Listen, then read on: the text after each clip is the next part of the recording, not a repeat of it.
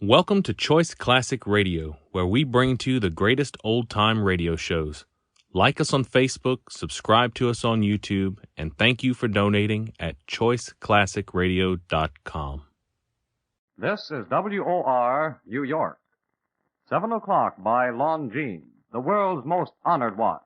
Product of the Longines Whitnor Watch Company.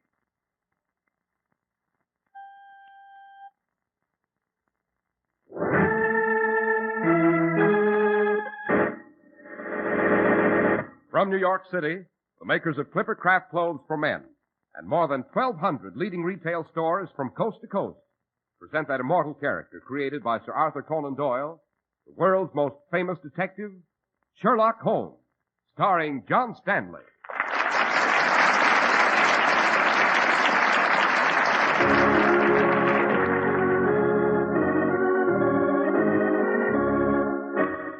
This week's story, The Adventure of the Uddington Witch. Holmes, Yes, Watson? you say you saw a shadow down into this forest after the murder? I did, Watson, and it was an extraordinary shadow indeed. What do you mean? I saw what was apparently a witch, Watson. A witch? Precisely. The Black Witch of Uddington. The local townsfolk say she still prowls this forest.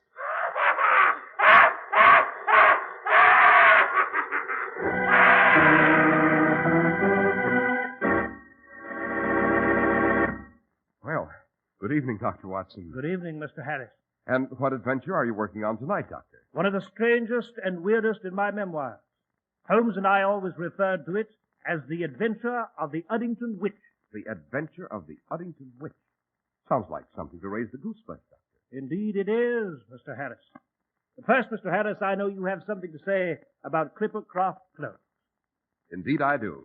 The day you wear your new Clippercraft suit for the first time, your friends are likely to wonder whether you came into an unexpected fortune. Your suit will fit as perfectly and feel as comfortable as if it were custom made. The rich-looking fabrics will give you long, dependable service.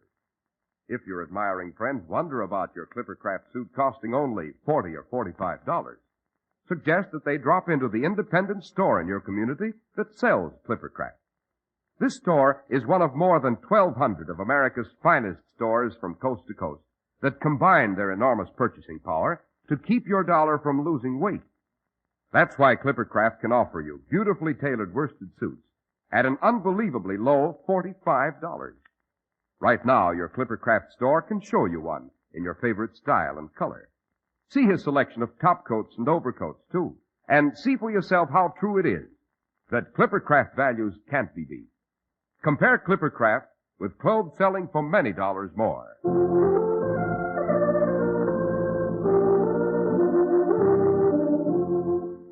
And now, Dr. Watson, what's this adventure of the Uddington Witch all about? Well, Mr. Harris, it took place in '99, as I recall. Holmes and I were taking our ease at Baker Street one evening when we received an urgent and certainly a bizarre telegram.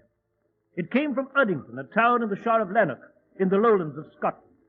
And it was from a Lord Dunbar, master of Heathercliff Manor. It begged Holmes to come to the manor with all possible speed, stating that a witch had spirited away his mother in the dark of night. A witch? Exactly, Mr. Harris. A witch. Naturally, Holmes's curiosity was immediately aroused, and we resolved to take the noon train the following day. But little did we know, as we read the telegram, that tragic events were already in the making at Uddington on that very same evening. It began with Lord Dunbar in his study. Who's there? Who's there? Bruce? Hester? Why in blazes don't you answer? I locked my door. Someone has to disturb me. Well, what do you... You! I, Lord Dunbar, I! The Black Witch of Uddington! I come to bring me the death on the wicked Sabbath! No!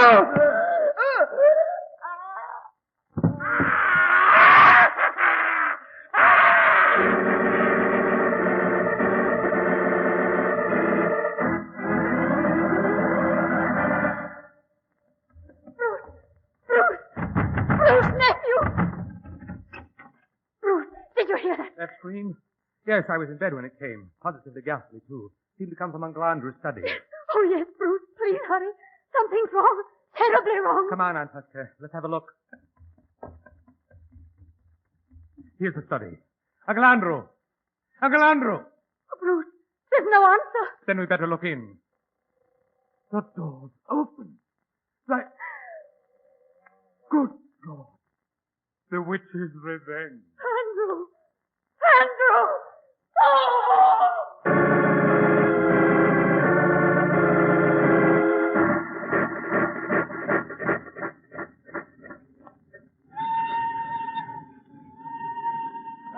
Oh, it's you, Holmes. I was wondering when you were coming back to the compartment. Our train is due in Uddington very shortly. Unfortunately, my dear Watson, we're too late to help Lord Dunbar. Too late? What do you mean? I've just seen a copy of a Newcastle newspaper brought aboard at the last station. Lord Dunbar was murdered early this morning. What? Foully murdered, Watson. Found dead in his study with a steel spike driven through his heart. A spike? Good Lord. Does this method of murder suggest anything to you, Watson? Why, no, Holmes. I can't say it does. Then you're not up on your lore of demons and witches, my dear fellow. It so happens that the witches, as recently as 200 years ago, were believed to have tortured and stabbed their victims with pins, needles, and sometimes small spikes. Good heavens. It may also interest you to know, Watson, that the history of Lord Dunbar's antecedents gives this macabre affair a rather grim and yet fascinating twist. What do you mean? An ancestor of Lord Dunbar's in the late 17th century was one of witchdom's most mortal enemies. As Chief Justice of the highest court here in the Scottish Lowlands, he hanged many a witch at Gallow Lee, or tied them to a stake on the sands until the tide came up to end their misery. Holmes, you're not suggesting that this is some kind of witch's revenge? I'm suggesting nothing, Watson, until I have a look at Heathercliff Manor and its remaining inhabitants.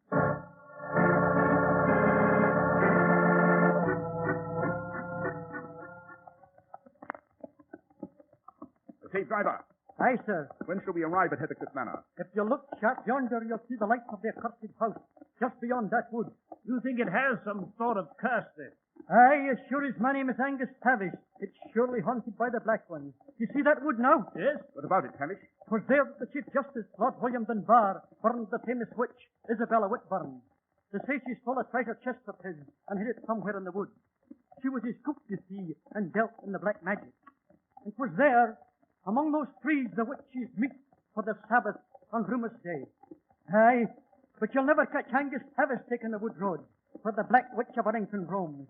I'm driving you the long way, around the moor. I can't say I blame him, Holmes. It's deuced dark in among those trees, I must say. Good Lord, what's that? It's a witch, the cursed witch.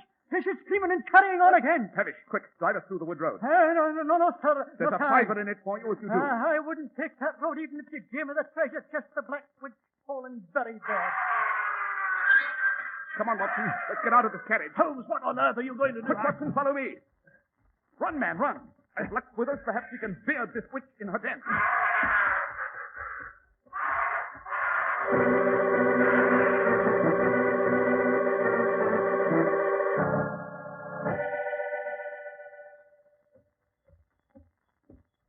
Who's that? Who's there? Halt, do you hear? Watson! You fool. Oh, it's you, Holmes. Yes, you almost winged me with that revolver of Oh, yours. my dear fellow, you know, dash it all, I'm sorry.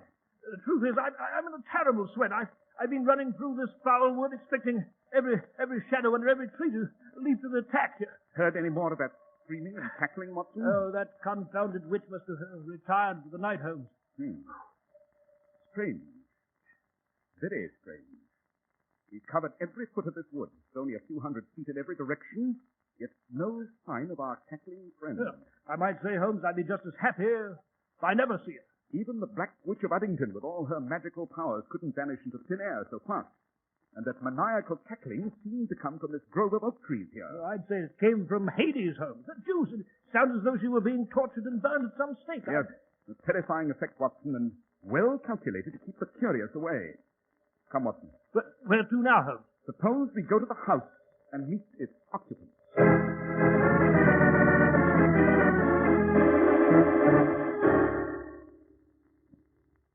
I take it you are Bruce Lennox, nephew to the deceased. Yes, Mr. Holmes, I am. You have no idea what a relief it is to have you and Dr. Watson here.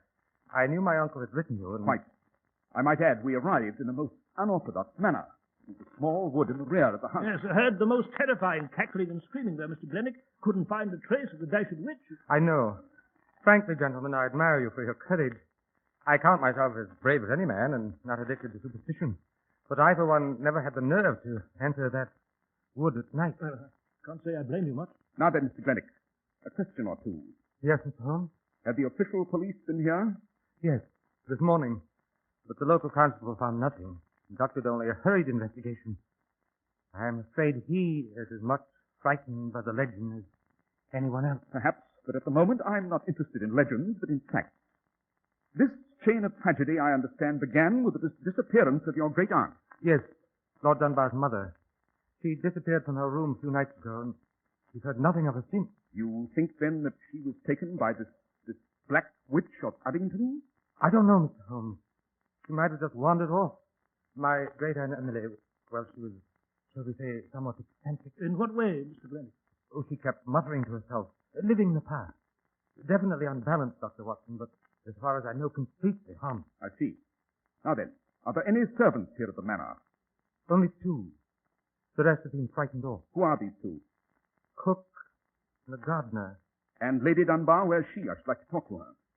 Oh, I'm sorry, Mr. Holmes, but I should not advise it now. Lady Dunbar is in her room, indisposed. The shock. Well, you understand. Quite.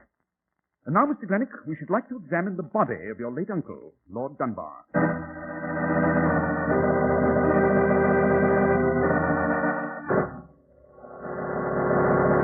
Good Lord, Holmes.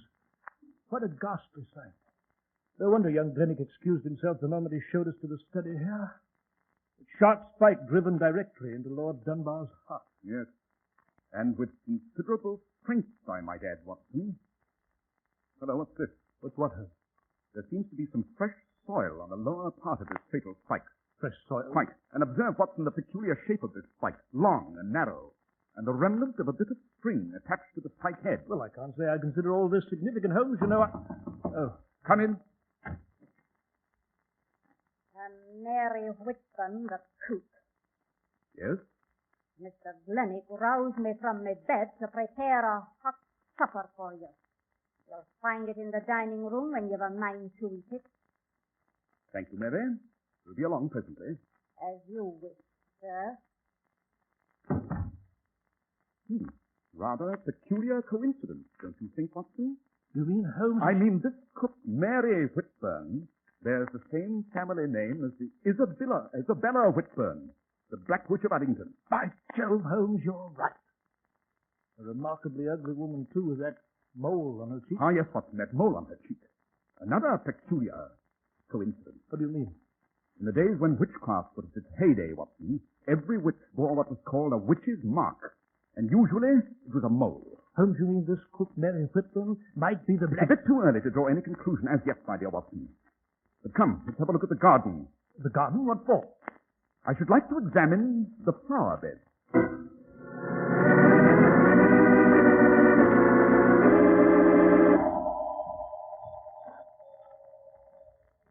Aha, look here, Watson. Holmes, what are you... Just as I surmised. Note these spikes connected by string.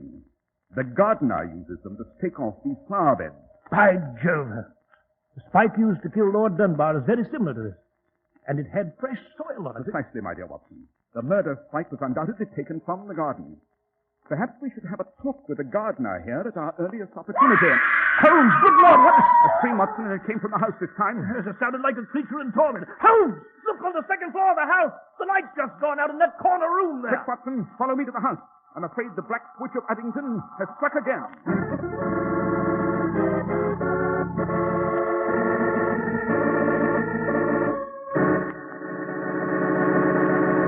How come such expensive-looking suits cost only $40 and $45? Well, that's what you may ask when you see the new Clippercraft suits, especially when you examine the careful tailoring details and run your fingers over the long-wearing fabrics. But it's no secret that the Clippercraft plan makes these remarkable values possible. And it doesn't take a certified public accountant to know how much money is saved for millions of family budgets when 1,200 of this country's finest independent stores from coast to coast concentrate their huge purchasing power.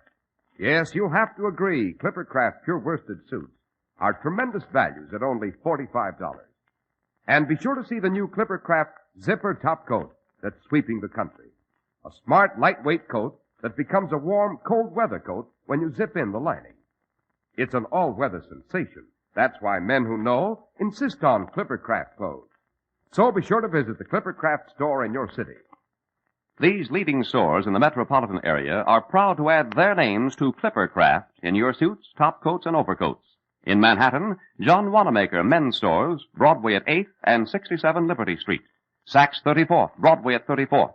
In Brooklyn, Abraham and Strauss. In Newark, New Jersey, Boulevard Men's Shop, Kresge, Newark. And in Jamaica, the B&B Clothes Shop, 16408 Jamaica Avenue. And now, let's return to our story, Dr. Watson. Well, Mr. Harris, we raced back to the house, ran upstairs toward the corner bedroom whence that agonizing scream had come.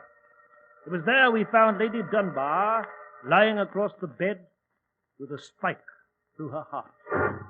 The witch! The Black Witch of Uddington, Holmes. It has been there again. Yes, with the apparent intention of exterminating the entire family. What is it, Holmes? Here on the floor. Observe, Watson. Oh, it seems to be a bit of bark. It is indeed, Watson, an important detail of this hideous conspiracy. Holmes, listen! Yes, the witch again, Watson. Here, over here by the window. You know, Holmes, there she is, running across the lawn. You can see her there in the moonlight. Yes, now she's vaulting the fence with considerable agility, I must say. Now she's plunging into the wood.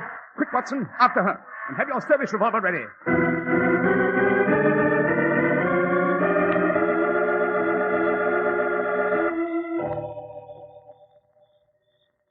By Jove, I don't understand this.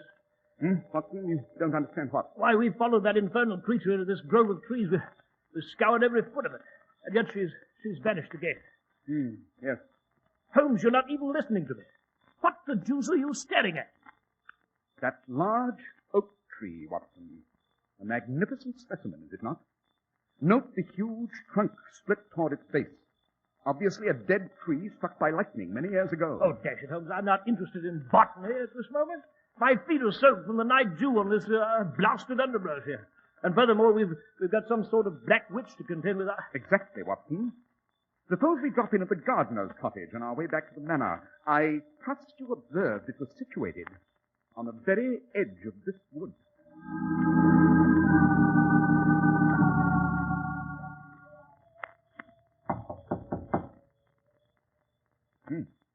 No answer, Watson. There's the lights on, Holmes.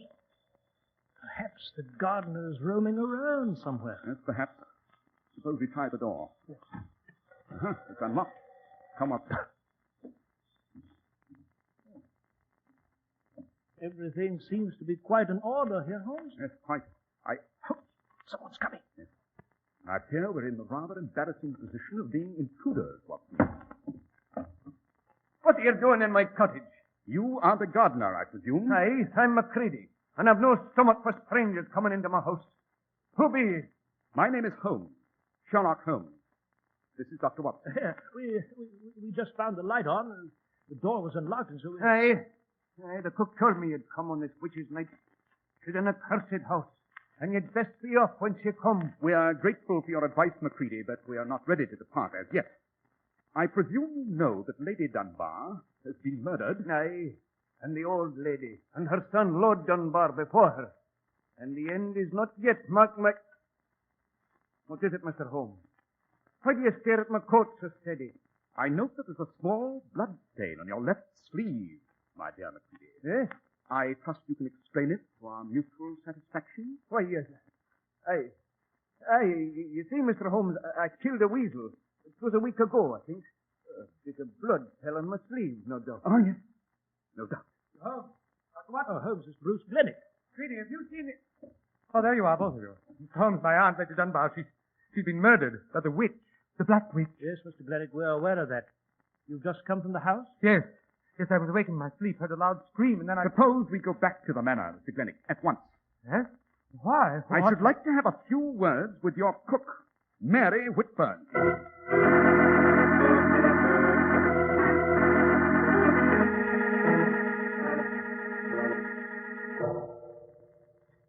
Young Glennick told us the cook's room was down this corridor, Holmes. Yes, Watson.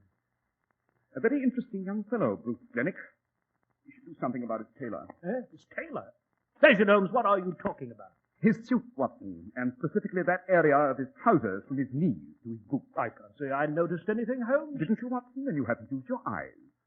The rest of his suit was well creased, but that area was out of crease, unpressed. Well, what of it? Logic, Watson, logic. The most important indication of... Hello, here's Mary Whitburn's room. And the door's ajar. Hello, are you there? No answer. Suppose we go in, Watson. Holmes, look at this room. Yes, from every indication, our good cook with a witch's mark and the witch's name has packed and left in the utmost haste. Rather strange, isn't it, Holmes? On the contrary, Watson, it's quite logical. By Jove, Holmes, the witch again. Yes, and this time, Watson, the chase draws near to a close. This time, if all goes well, I hope to meet this hideous witch face to face. Come, Watson, back into that grove of trees.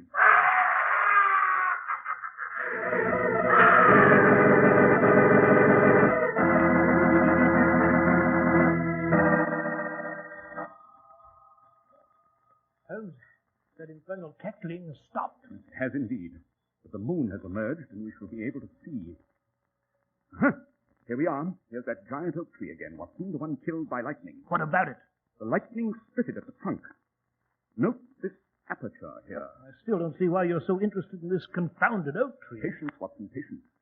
I'm willing to wager this tree trunk is hollow. If you'll put your hand through the aperture and tell me... Oh, very well, Holmes, I'll do that. You know, but all this is rather silly. Holmes, What is it, Watson? I felt something. Well? Speak up, man. What? It's something cold. Soft. Like a human body? Yes. One side, Watson. Let me look into that trunk. Uh-huh. There is a body stuffed into this tree trunk, Watson. Good Lord. The body of a woman, an old woman, and undoubtedly the lady, elder Lady Dunbar, Lord Dunbar's mother, and first victim of the Black Witch of Uddington. You know, Holmes, this is diabolical. Devilish. Yes, Watson, we're dealing with a highly distorted and cruelly twisted mentality here. Watson. Yes, Holmes? Note the way the roots of this tree are curled upwards and the earth upturned. Yes, but... I'm willing to wager that when the lightning struck this oak, it created a natural cavity under the base of the tree. Holmes, what are you driving at? The final answer to this weird adventure. Come, Watson, we'll go back to the gardener's cottage and get an axe. And in a very short time, this great oak should reveal its secret.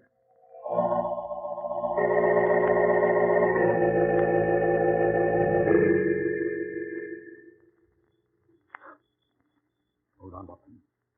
We'll stop here where we can observe that oak tree. Yes, but Holmes, you said we were going after an axe. A subterfuge, my dear Watson, to deceive our quarry.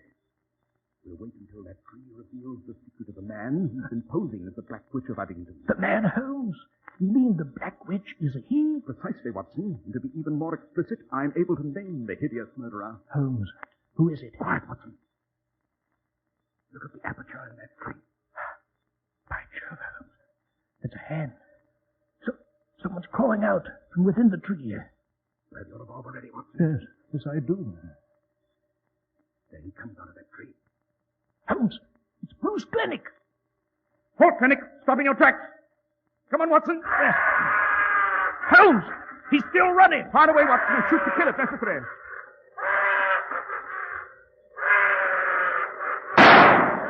Good shot, Watson. You winged him in the leg.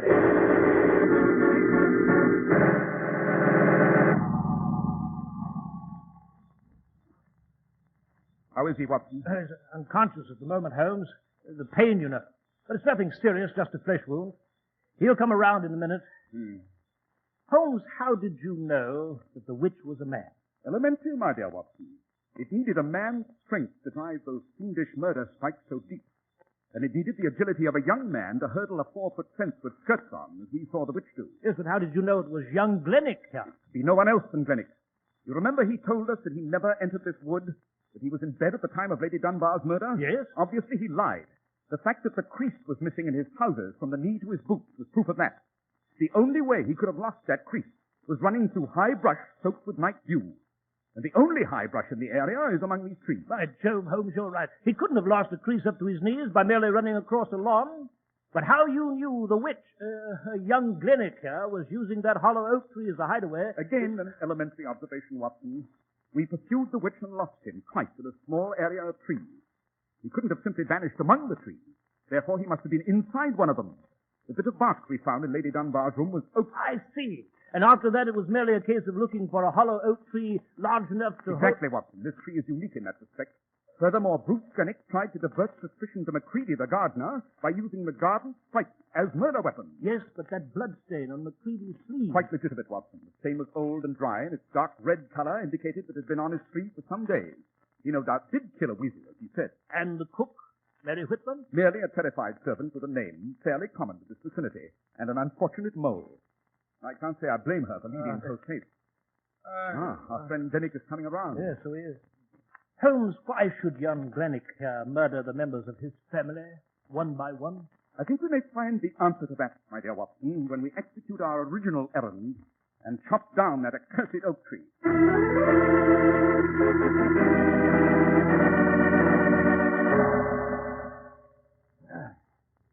Almost to it, Macready. Hey, Mr. Holmes.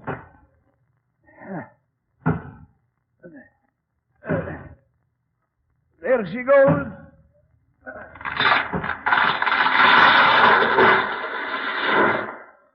Watson, have a look down that deep hole at the base. Good Lord, Holmes, there's a great natural cavity there. It's the hiding place of Bruce Glennick. There's the witch's costume that he used. Exactly. Glennick had merely to enter the hollow tree trunk and slide down to the natural cavern formed by the upturned roots below. Holmes, look! There's an old chest down there with a cover raised.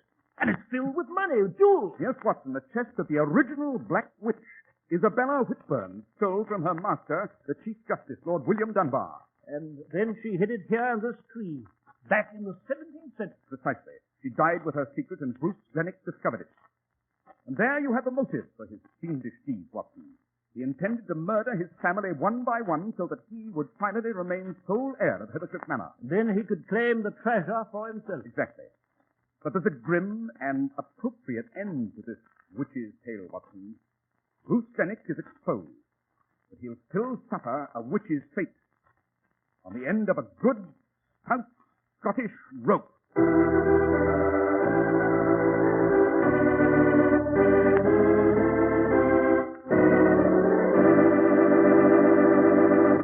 Well, Dr. Watson, that was an exciting adventure. Seems to me I'll be hearing screams and cackling in my sleep for the rest of my days. Yes, Mr. Harris. Even now, I occasionally see that shadowy figure racing across the lawn toward that dark wood. I must say, however, that the case left no after effects on Holmes. He had the ready faculty of forgetting one adventure and plunging immediately into another. And what is next week's story, Dr. Watson? It's called The Logic of Murder, and it concerns an expert on evasions of the law and a grotesque new theory developed by a gentleman who had performed 6,000 autopsies. Well, Dr. Watson, we'll be waiting eagerly to hear your adventure with Mr. Holmes about the logic of murder.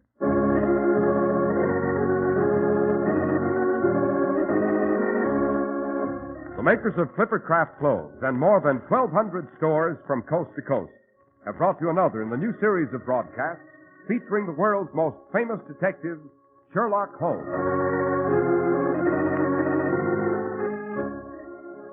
Our stories are based upon the character Sherlock Holmes, created by Sir Arthur Conan Doyle, and the program is produced and directed by Basil Lockridge. Sherlock Holmes is played by John Stanley, Dr. Watson by George Spelman. This week's story was written by Max Ehrlich, with special music by Albert Berman.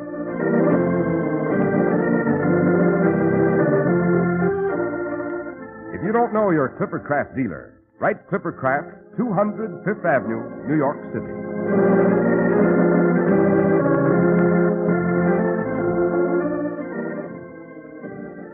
Be sure to listen next week to Sherlock Holmes in The Logic of Murder.